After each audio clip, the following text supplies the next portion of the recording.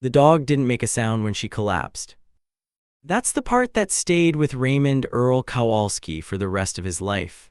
Not the vet's office, not the phone call from the lab, not even the moment the federal agents showed up next door with their dark blue jackets and their metal briefcases. It was the silence. Bella, a 9-year-old black Labrador Retriever, certified psychiatric service animal, United States Army registered, simply folded her legs beneath her on the back porch of 14 Sycamore Glenn Drive, Cedarbrook, Virginia, on a bright Wednesday morning in April of 2019, and went quiet. Raymond was inside making coffee when it happened. By the time he pushed open the screen door and saw her lying there, eyes half open, tongue pale as chalk, he already knew. He'd seen that kind of stillness before, in the Mekong Delta. In 1971, he knew what it meant when something that was alive one moment simply wasn't anymore. He sat down beside her on the porch boards, this 73-year-old man with a bad knee and a chest full of medals he never talked about, and he put his hand on her side. And he waited. Let me tell you about Cedarbrook, Virginia. It sits about 40 minutes southwest of Richmond, tucked into the kind of rolling green countryside that makes people from cities feel like they've stepped into a painting. The Blue Ridge Mountains crowd the western horizon in summer, purple and soft. In spring, the dogwood trees bloom white along every street, and the smell of fresh-cut grass drifts through open windows from sunup to sundown. Sycamore Glen was the kind of subdivision that real estate agents called established.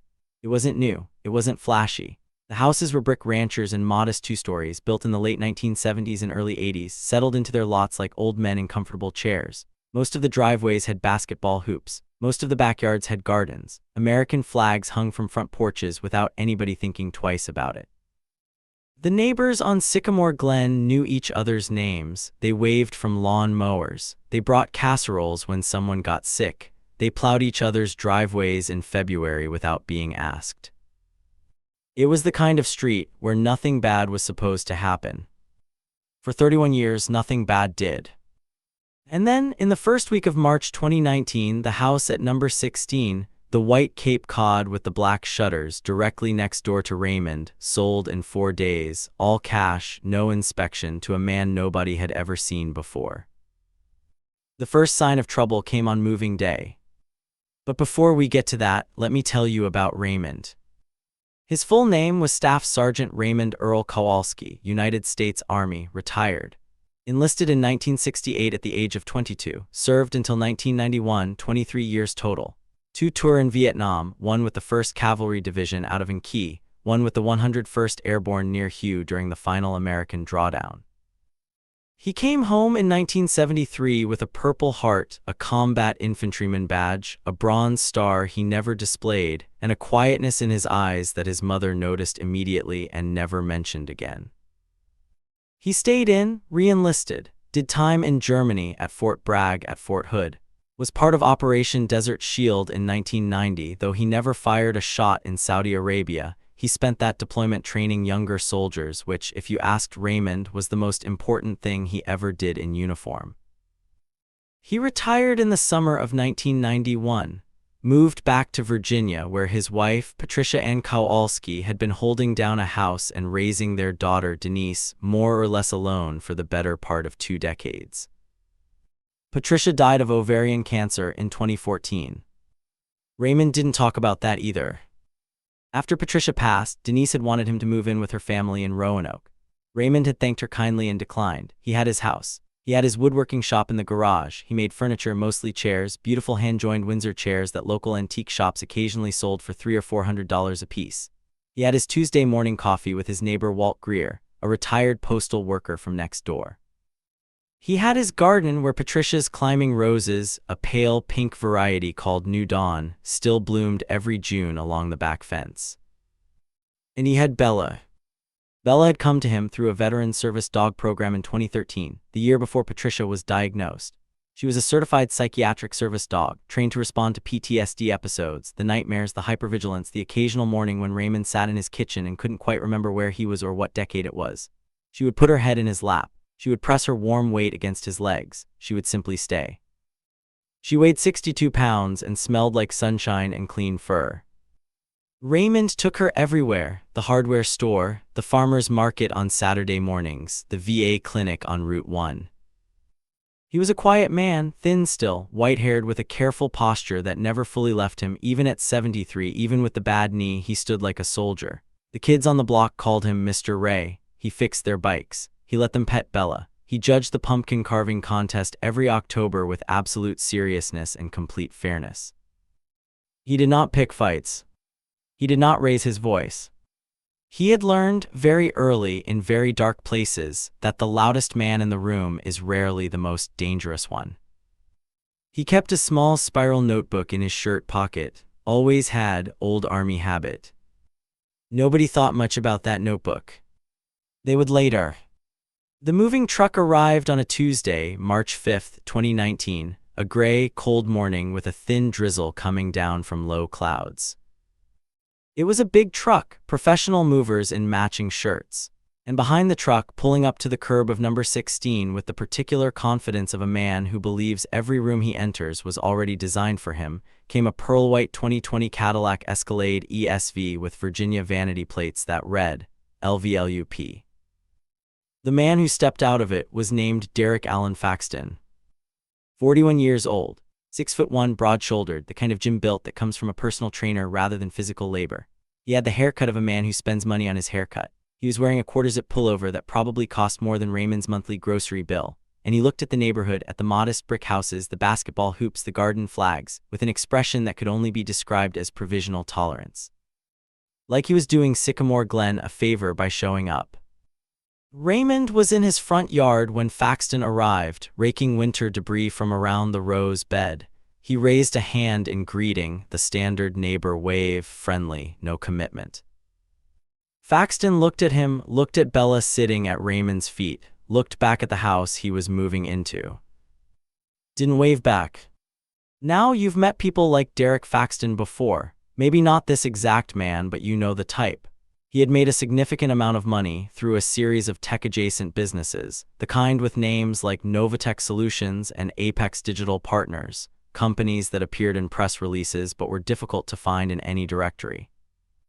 He had recently finalized a divorce, his second, and had moved from a Northern Virginia condo to Cedarbrook because, as he told the real estate agent, he wanted space and privacy and was done dealing with people who don't understand success.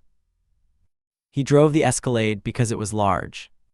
He had purchased number 16 because it was the biggest house on the street. He had chosen Sycamore Glen because the HOA was weak. He knew all of this within 3 days of moving in. The first real indication of who Derek Faxton was came on his third evening on the street. Walt Greer, Raymond's neighbor on the other side, 70 years old, kind man, wore suspenders unironically, walked over to introduce himself and welcome Faxton to the neighborhood.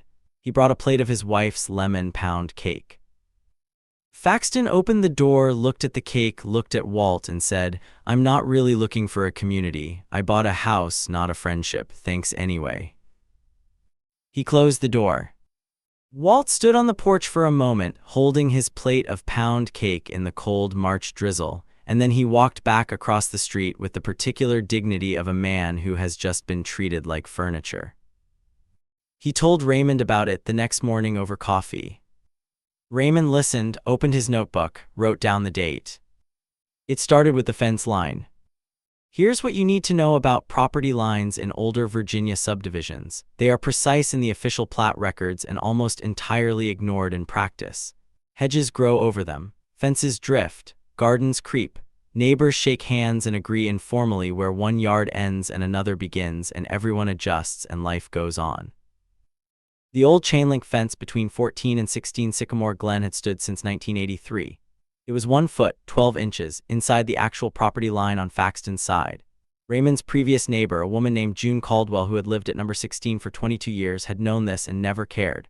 The fence just lived there, neutral and harmless, with Patricia's rose vines growing through the links on Raymond's side. 3 weeks after moving in, Faxton had a surveyor come out. Then he had a lawyer send a letter. The letter informed Raymond Earl Kowalski that the fence encroachment constituted a violation of property rights and demanded its removal within 30 days, along with compensation for the unlawful occupation of 12 inches of linear fence line, a demand for $1,400 in damages. Raymond read the letter twice, set it on his kitchen table, poured himself a cup of coffee, and then he walked next door. He knocked, he waited, he knocked again. Faxton opened the door in a bathrobe, holding his phone, clearly annoyed. "Mr. Faxton," Raymond said, "my name is Raymond Kowalski. I'm your neighbor at 14. I received a letter from your attorney this morning. I was hoping we could talk about it, neighbor to neighbor, and maybe find a reasonable solution before things get complicated." He held out his hand. Faxton looked at the hand, then at Raymond, then past him at the modest brick ranch next door, at the old garden, at Bella sitting patiently in Raymond's driveway. He smiled. It wasn't a friendly smile. "Listen," Faxton said, "I don't need a reasonable solution. I need the fence gone and my $1,400. And if that's too complicated for you to understand," he leaned against the doorframe, "I can have my attorney explain it in smaller words." He closed the door. Raymond stood on the porch for a moment. He took out his notebook. He wrote the date, the time, and a brief summary of the conversation. He noted that Faxton had been wearing Nike slides and a gray Patagonia bathrobe. He noted the attitude. Then he went home, called a property attorney in Richmond named Carol Vance, and had a 30-minute conversation that cost him $150 and made him feel considerably better. Because Carol Vance had told him something useful. Something he filed away very carefully. We'll come back to that.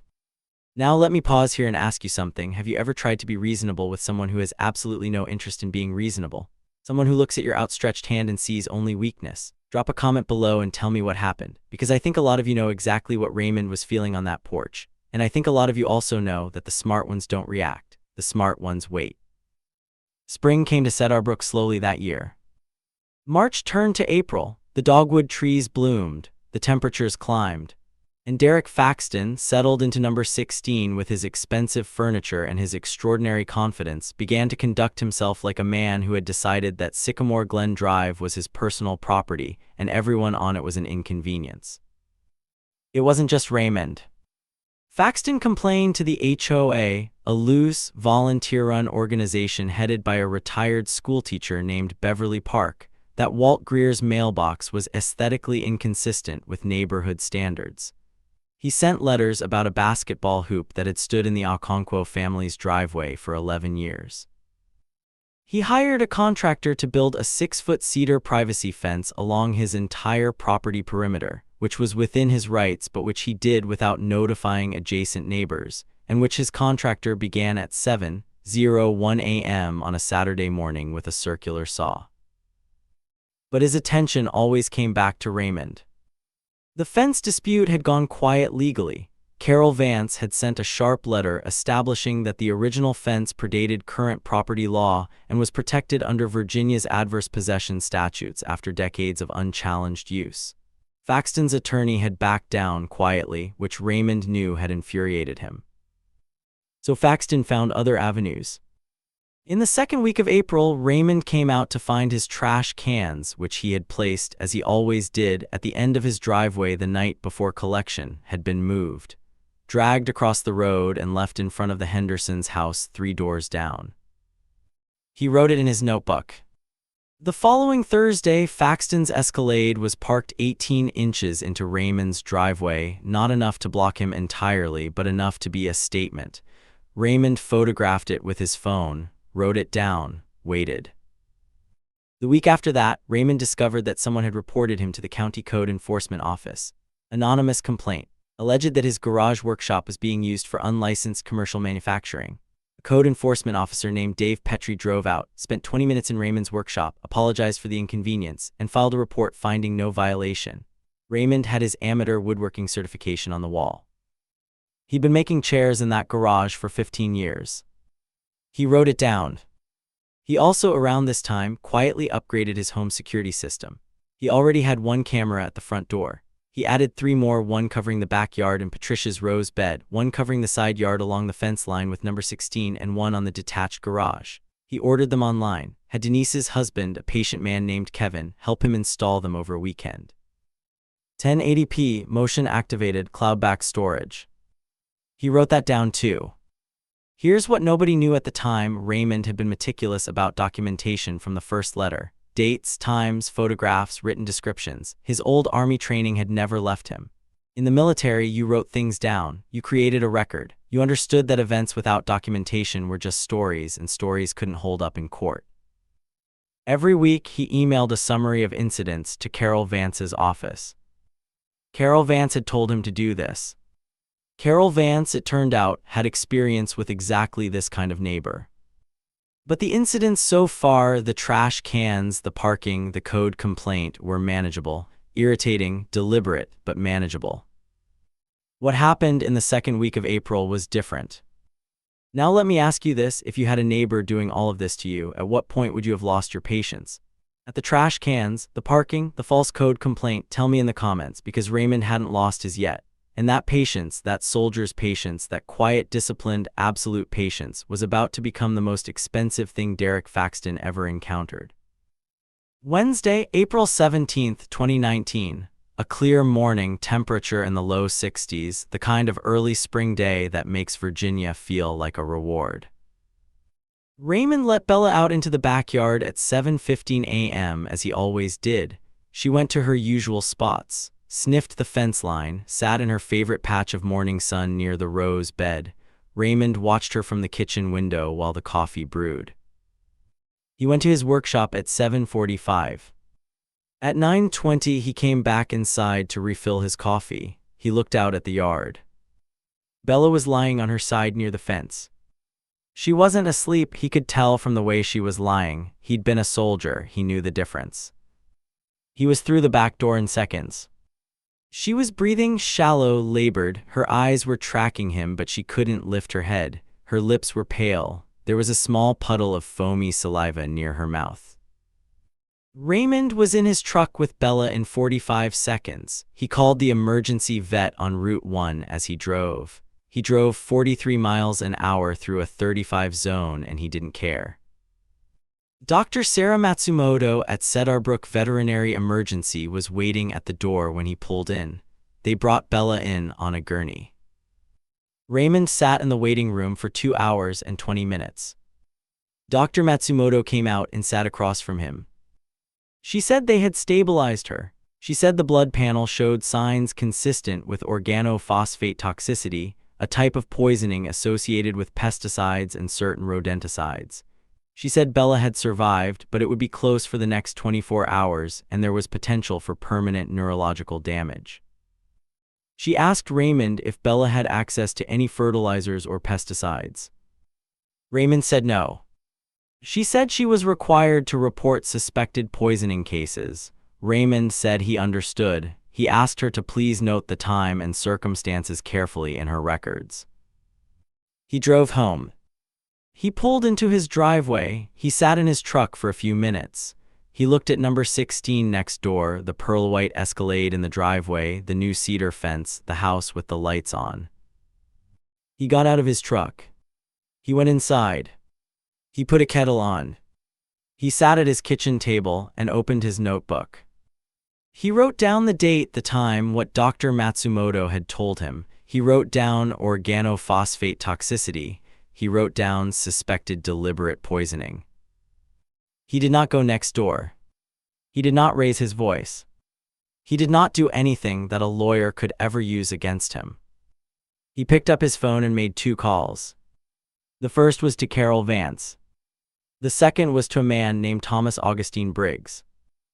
Now, if you think Raymond Kowalski is going to let this go, you've never met a man like Raymond. And if you think Derek Faxton had any idea who he was dealing with, well, here's what nobody knew at the time. Here's the thing about a quiet man. A quiet man doesn't make much noise about what he knows or who he knows or what he's capable of. He doesn't announce himself. He doesn't display his hand. He walks through the world at a manageable pace, and he lets other people draw their conclusions, and he waits.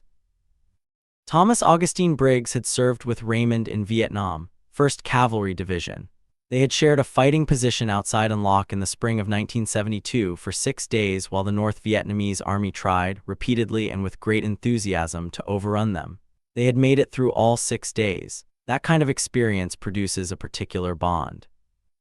After Vietnam, Tommy Briggs had gone to law school on the GI Bill, then into federal service. He had spent 27 years with the Internal Revenue Service's Criminal Investigation Division, the part of the IRS that doesn't send letters, the part that sends agents. He had retired to Richmond in 2011. Raymond called him at 11:15 a.m. on April 17, 2019. He described Derek Allen Faxton. He described the company names Novatech Solutions, Apex Digital Partners. He described the cash purchase of the house. He described the attitude and the behavior of a man who seemed very confident that consequences did not apply to him. Briggs listened without interrupting. When Raymond finished, Briggs was quiet for a moment. Then he said, "Give me 48 hours. Now here is where the notebook matters. Here is where the 3 cameras matter. Here is where Carol Vance and her carefully filed incident summaries matter." Because while Tommy Briggs made some calls, Raymond was doing something else. He called the Hargrove County Sheriff's Department and filed a report for suspected animal poisoning, a felony in Virginia under Code Section 3.26570, which carries a penalty of up to 5 years in prison for a Class 6 felony when the poisoned animal is a certified service animal, which upgrades the charge significantly. Then he called the Virginia State Police. Then he called a firm in Richmond that specialized in environmental and toxic tort litigation. Then he pulled up his cloud security footage from the morning of April 17th. The side yard camera, the one he and Kevin had installed in February, the one that covered the fence line, had captured something at 8:47 a.m. Derek Faxton in his yard near the fence line, doing something with a small container. The footage was clear, 1080p as advertised, timestamp embedded, metadata intact, cloud-backed, meaning it couldn't be altered or deleted locally. Raymond watched it 3 times. Then he saved 4 copies to 4 different locations. He called Carol Vance back and described what he had found. Carol Vance was quiet for a moment. Then she said with a certain professional calm, "Raymond, I need you to sit tight and let me make some calls. Do not confront him, do not speak to him, do not post anything anywhere. Can you do that for me?" Raymond said he could. He was a soldier, he had sat tight before. But there was one more thing. Remember when Carol Vance gave Raymond that advice back in March, during that first $150 phone call, when she told him something he filed away very carefully? Here's what she told him. The property survey that Faxton had commissioned, the one that revealed the fence was 12 inches into Faxton's lot, had, in the process of establishing Faxton's exact property line, also revealed something else. Something about the new cedar privacy fence that Faxton had just built along his entire perimeter. On the eastern side of Faxton's property, the side that bordered a narrow easement behind the houses, the new cedar fence extended 4 feet past Faxton's legal property line, into county easement land the county used for utility access. Faxton's contractor had built the fence illegally, on county property, without a permit. The county had been notified. They had issued a notice. Faxton had ignored it. The county had a process for this. That process had been quietly initiated in February. And it was almost complete. Tommy Briggs called back in 36 hours, not 48. He had found some things. Novatech Solutions and Apex Digital Partners were under active investigation by a joint task force, IRS Criminal Investigation, and the FBI's Financial Crimes Unit for wire fraud and money laundering. The investigation had been ongoing for 14 months. The case was, in Briggs' careful words, developing favorably. Derek Allen Faxton had purchased the Cedarbrook house in cash in part because several of his financial accounts had been quietly flagged. He had moved to the suburbs of Richmond because it was less visible than Northern Virginia. He had believed distance would protect him. He had been wrong. Briggs connected Raymond to an FBI agent named Supervisory Special Agent Diane Carlisle, who asked Raymond a series of careful questions and then asked him to please preserve all his documentation and make no further contact with Faxton. Raymond told her he had no intention of further contact. He had said everything he needed to say. Thursday, May 2, 2019, early morning. Cedarbrook had barely woken up. Sprinklers were running on the Algonquin lawn. A mockingbird was going through its entire repertoire in the dogwood tree on the corner. The air smelled like damp earth and blooming things. At 6:47 a.m., 3 vehicles turned onto Sycamore Glenn Drive. The first was a Hargrove County Sheriff's cruiser. The second was an unmarked dark blue Ford sedan. The third was a white panel van with the Hargrove County Public Works logo on the side. They parked in a careful line in front of number 16. Diane Carlisle stepped out of the Ford. She was 44 years old, wore a charcoal blazer, and carried a manila folder under her left arm. Behind her came 2 additional agents. The sheriff's deputy rang the doorbell at 6:52 a.m. Derek Faxton opened the door in his gray Patagonia bathrobe. He had coffee in his hand. He looked at the people on his porch. He looked at the vehicles. He looked down the street where Walt Greer had appeared in his doorway and where Beverly Park was standing on her driveway in a housecoat and where the Algonquin's teenage daughter was watching from an upstairs window. His face did several things in the space of 3 seconds. "Mr. Derek Allen Faxton," Agent Carlisle said, and she showed him her credentials. "We have a federal warrant to search the premises related to an ongoing investigation by the FBI and the IRS Criminal Investigation Division into Novatech Solutions and affiliated entities. We also have a warrant related to an animal cruelty charge filed with the Hargrove County Sheriff's Department." She handed him the papers. He looked at them, his coffee cup tilted slightly. Some of it hit the porch boards. "Additionally," said the deputy, stepping forward with his own set of documents, "I'm serving you with a civil lawsuit filed on behalf of Raymond E. Kowalski, plaintiff, alleging intentional poisoning of a registered service animal, property harassment, and tortious interference, seeking compensatory and punitive damages." He paused. "That's a separate matter from the county." A woman from the Public Works van walked up the driveway, through the gate in the cedar fence, and around the side of the house with a measuring tape and a clipboard. Within 20 minutes, she had confirmed the 4-foot encroachment on the county easement. She marked it with orange spray paint. 2 days later, a county contractor came with a chainsaw and removed the illegal section of fence. They did not give Faxton advance notice. They were not required to. The search of the premises lasted 6 hours. Faxton sat in his car, his pearl-white 2020 Escalade ESV, parked in the driveway, and made phone calls. His attorney arrived at 9:30. They had a conversation that appeared from a distance to be difficult. Raymond watched none of this. He was on his back porch in the wooden chair he'd built himself 3 winters ago, drinking a second cup of coffee. Bella was lying beside him in a patch of sun. She had been home from the vet for 9 days. She walked with a slight hesitation in her rear legs, possibly permanent, Dr. Matsumoto had said, but she was alive. She was warm. Her tail moved slowly when Raymond put his hand on her side. Walt Greer came around the back fence at 7:30 and stood in Raymond's yard.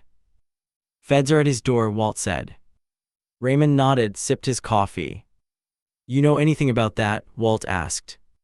Raymond was quiet for a moment. "Not my business," he said. Walt looked at him for a long moment. "Right," he said. He went back to his house. The criminal investigation took 14 months to complete. When it concluded, Derek Allen Faxton was indicted on 11 counts of wire fraud, 2 counts of money laundering, and 1 count of conspiracy. He pleaded guilty to 4 counts in a negotiated agreement and was sentenced to 31 months in federal prison at FCI Cumberland in Maryland. The civil lawsuit filed by Carol Vance on Raymond's behalf for the poisoning of Bella, the harassment campaign, the false code complaint, and related torts was settled out of court in February 2020. The settlement amount was $912,000.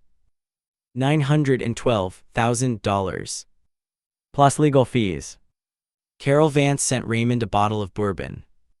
He didn't drink bourbon, so he gave it to Walt Greer, who appreciated it enormously. Let me pause here and ask you, did you see this coming? From that first morning when Faxton stepped out of his Escalade and looked at this neighborhood like it was beneath him.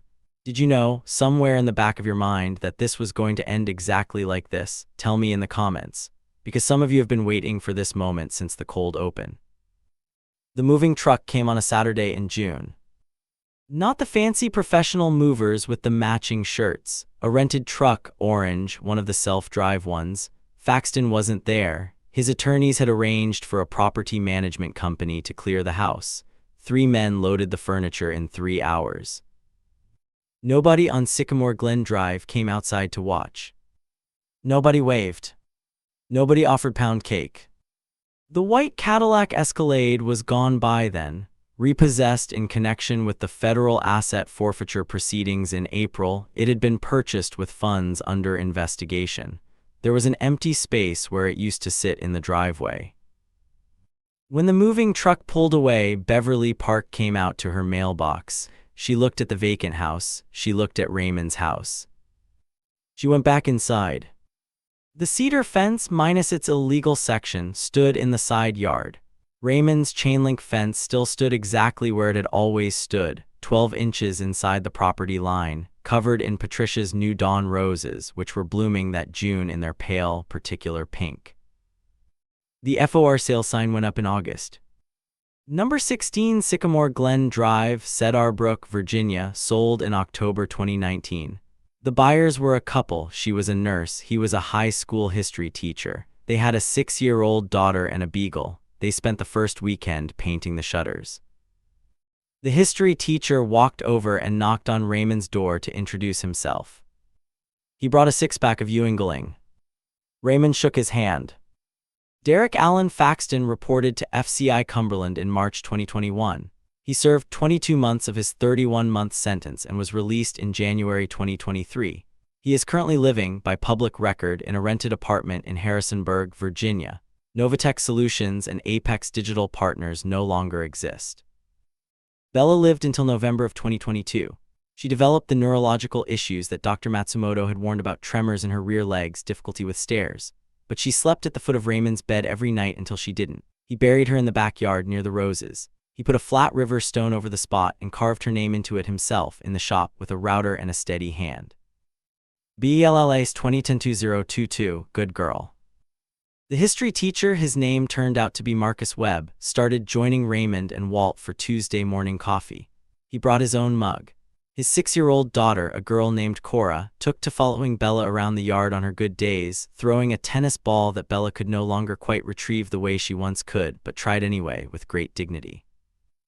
Cora was there the morning Bella died. She sat with Raymond on the porch and didn't say much. Kids sometimes understand things that adults overthink. The new dawn roses on the back fence bloomed that next June, and the June after that. They are blooming still. You know what I keep thinking about when I think about Raymond Kowalski?